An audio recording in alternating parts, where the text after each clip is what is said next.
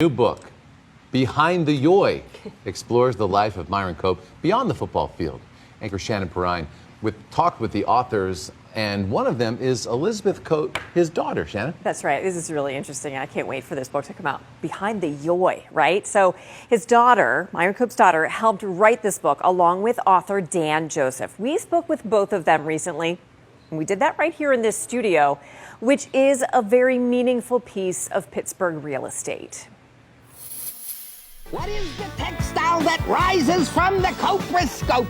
Studio B inside WTAE Channel 4, where Myron Cope's fame grew. The voice, the catchphrases.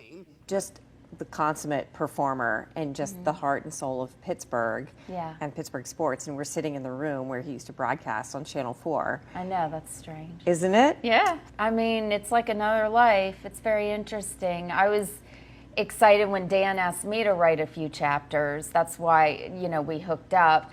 And because I talked about growing up with him in my own personal memories, things that people don't know already. I was 15. I was in the Mount Lebanon library, and I was reading this book about old-time football players, interviews. And I really liked the book, and I just happened to glance at the spine of the book and it said, Myron Cope. And I had no idea until that point that he had been a big-time sports writer before starting his broadcast career. Dan Joseph connected with Elizabeth Cope when he knew she kept her dad's archive of paperwork, a file mapping out how 20th century sports often detoured through Pittsburgh after newspaper jobs in Erie and Pittsburgh. And then he went on to magazine writing, where he became one of the most successful and renowned sports writers. Sports Illustrated, Life, Look, the Saturday Evening Post. One of his first big profiles was Jerry West, the NBA player who recently passed. And then he over the years, he did Jim Brown of the Browns, Red Auerbach, Elgin Baylor, Muhammad Ali, Howard Cosell, Arnold Palmer, all sorts of really major athletes. Their new book, Behind the Yoy, explores the often copied, never replicated Pittsburgh Steelers' famous terrible towel created by WTAE's Myron Cope. Fly your terrible towel. This is Myron Cope. Just feels like larger than life.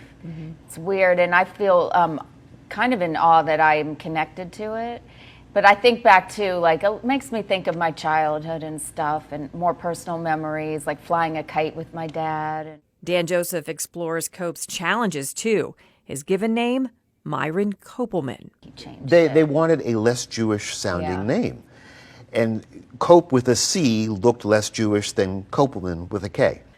You heard him on the radio, saw him on TV. Myron Cope, Behind the Yoy, reveals this Pittsburgher's real life when the tally light turned off. And that book is available starting September 1st. I'm Shannon Perrine. Back to you guys. What a great